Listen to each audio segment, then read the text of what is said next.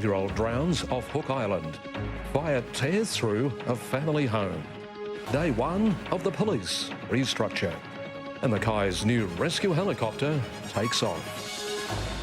Across Mackay, the Whitsundays and the coalfields with Rob Bruff. This is 7 Local News.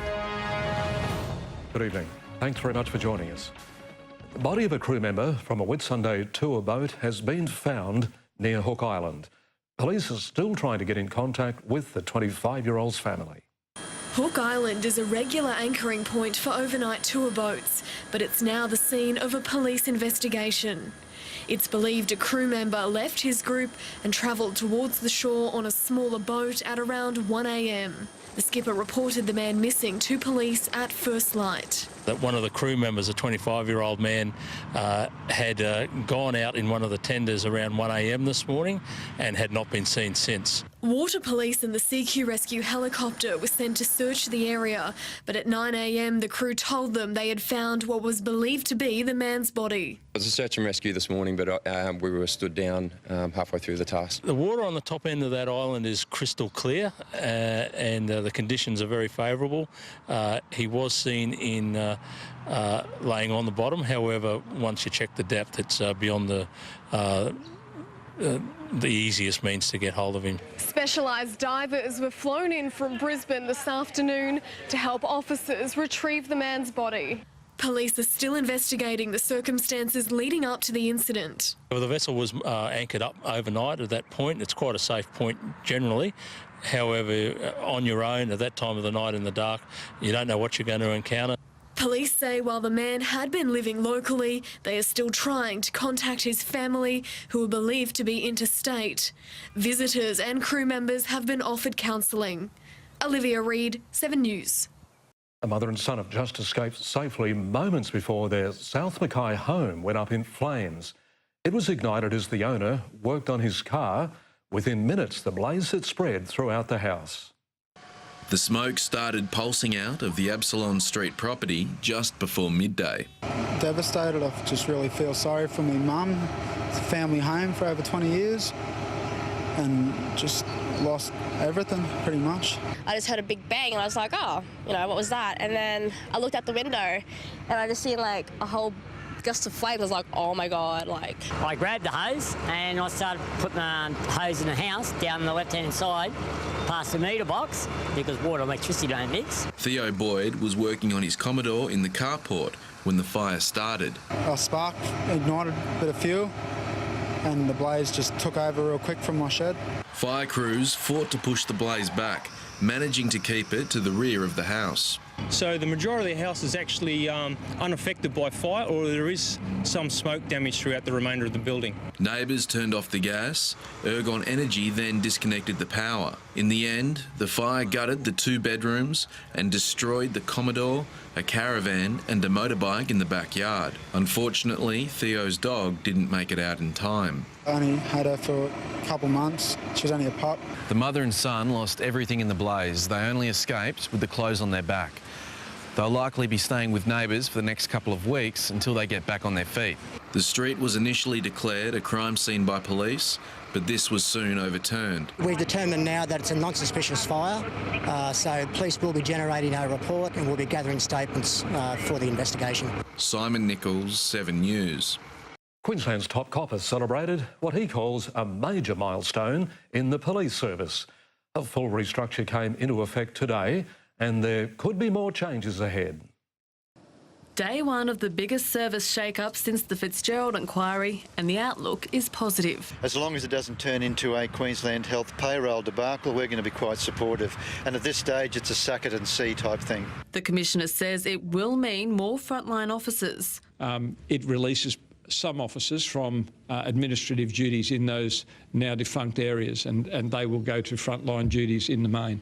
Mackay will still have a superintendent and 3 inspectors to look after the district. One who's looking after the country portfolios, one looks after the city, and one is now going to be a detective inspector to look after all the crime and support services. Bowen and Collinsville will be part of the Mackay district for the first time in 20 years. And it aligns with their disaster management arrangements. So it makes life a lot easier for us if we do happen to have one of those disasters come through.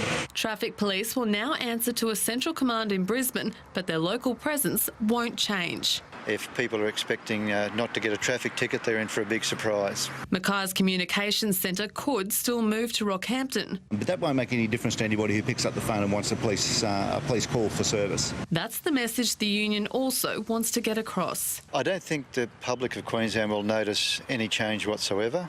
It's mainly a change for us as police in the way that we report. Anita Theodoro, 7 News.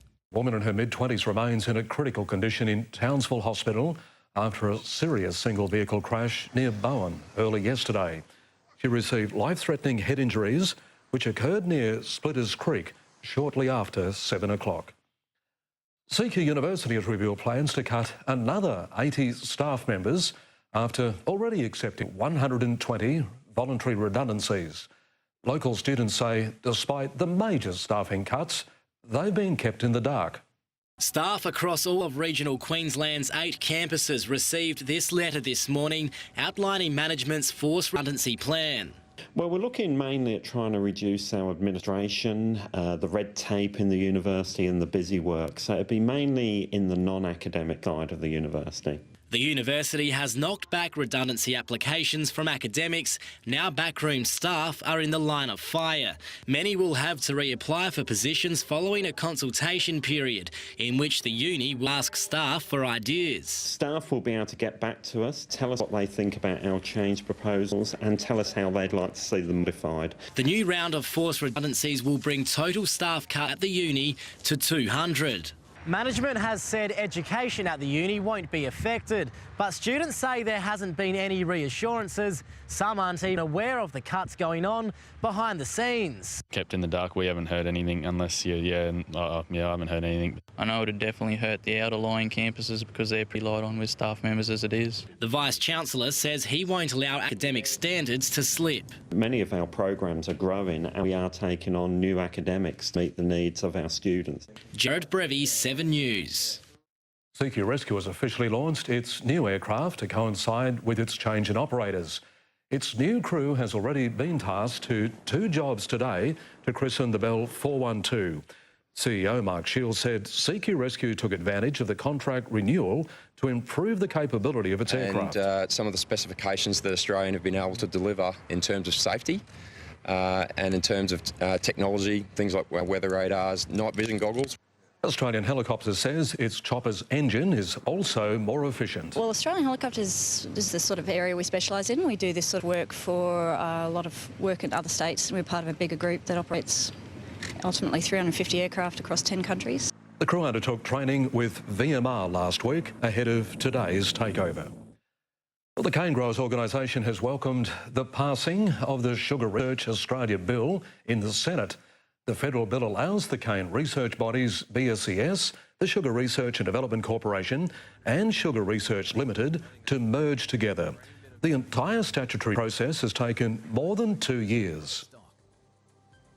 This will mean that our R&D sector will be now modernised, ensuring that our Australian sugar industry can remain as a highly competitive, highly innovative, world-class sugar industry.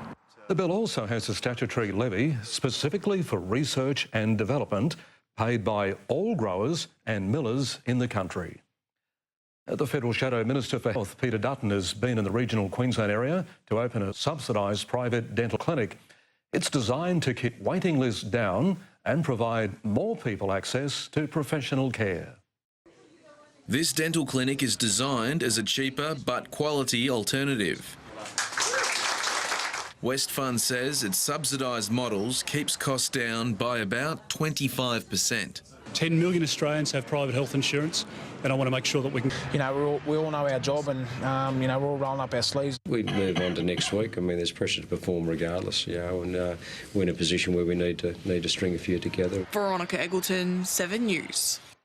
The Cutters have jumped to 3rd spot in the Q Cup ladder with a controversial 2-point win over Ipswich. The match went down to the wire. The Jets were disallowed a late try, then missed a penalty goal in the final minutes of the game.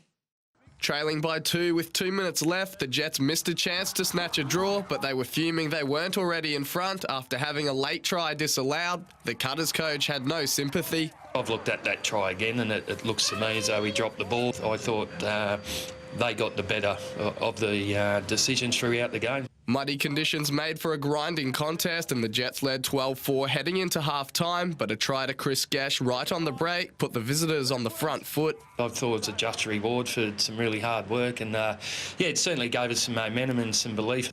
They hit the front when Khalifa Firefly Law finished a long-range attack before Ipswich bounced back to reclaim the lead.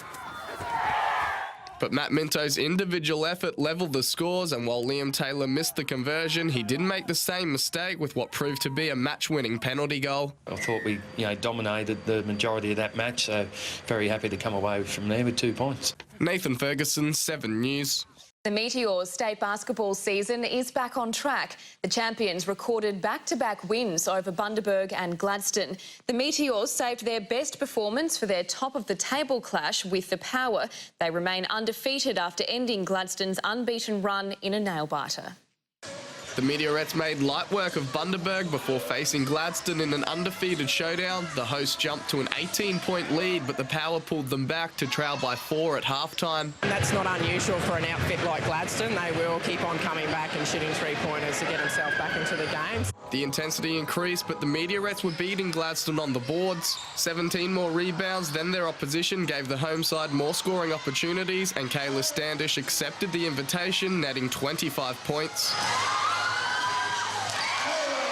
The Meteorettes held on to win by 6 and now sit alone at the top of the table with 11 straight wins. It's got us on a bit of a high, but we know that's not the end of it. We got them on the road in a couple of weekends' time. The Meteors were missing key players, but NBL player Jacob Holmes was a ready-made replacement. The Townsville Croc put up big numbers in what's hoped wasn't a cameo. Look, at this stage, it was just a weekend. Look at that. That's something that myself, the coaching staff and our board will have to discuss. Damon High's 21 points and 3 assists helped tame the Bulls before Mackay kept their old teammate Braden Hobbs quiet against Gladstone.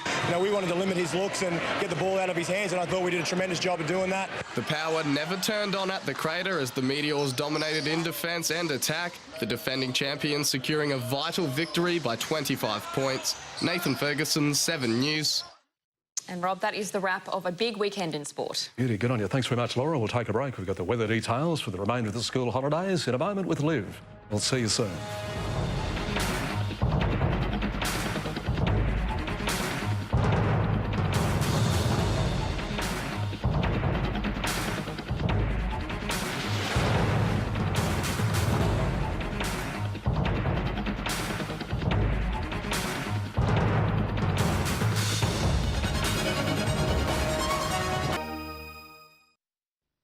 This weather report brought to you by Gemini Homes.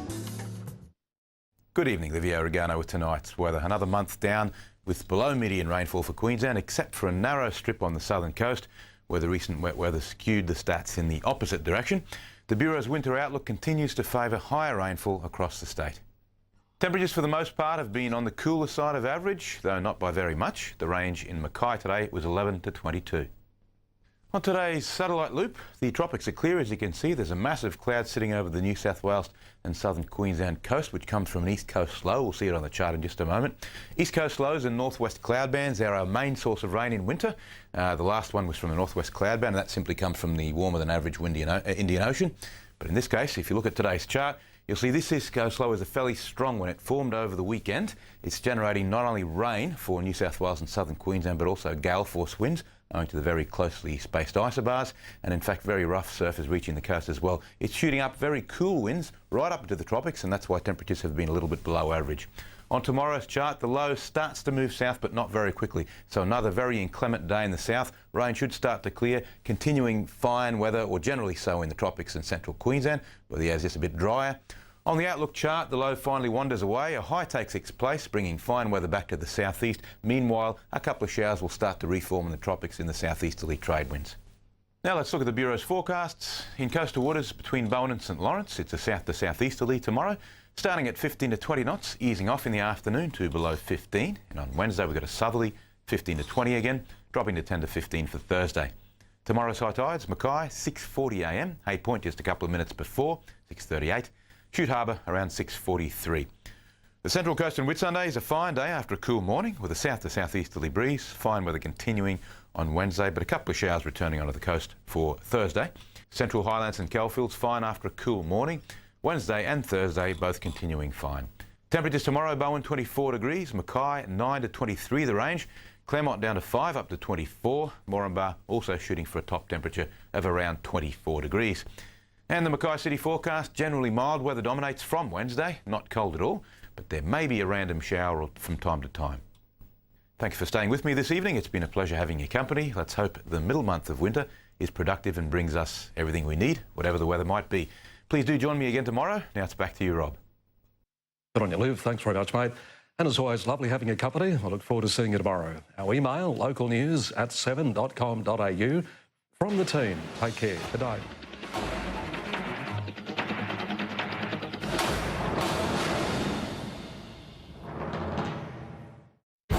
Tonight, Queensland's politicians awarded a $57,000 a year pay rise. Kevin Rudd ignores his Queensland colleagues as his new ministry is sworn in. 19 firefighters killed and hundreds of homes lost in a deadly day in Arizona. And wild weather wreaks havoc with more on the way. This is 7 News with Sharon Gadella and Bill McDonald. Good evening. Queensland politicians have today been awarded a pay rise of more than $1,000 a week. It follows legal advice that a former freeze on wages was illegal. The government admits former MPs could now claim millions in back pay. The timing could not have been worse. As fees and charges rise across the state, the acting Premier had to explain a $57,000 pay rise MPs can't refuse. It is an unacceptable situation for the Parliament of Queensland to be in contravention of one of its own acts. In 2009, then Premier Anna Bligh rejected a pay rise for Queensland politicians recommended by an independent body in Canberra. Today, Mr Sini took the unusual step of releasing the government's legal advice that what she did was wrong. The power to deviate from that is not a power that the Premier had. The pay rise is not far off the average wage of $72,000. Current backbenchers will now receive $194,000 a year, even more for ministers and the Premier. Brisbane City councillors will also get a boost. To offset the increase, state electoral allowances have been halved, as has taxpayer funding to political parties. But the potential windfall also applies to dozens of former MPs who receive parliamentary pensions. Oh, tens of millions of dollars would be my guess. Well, I would hope that they do not, because it is not the right thing to do. Queensland uses the federal tribunal so that MPs have no say in setting their own pay.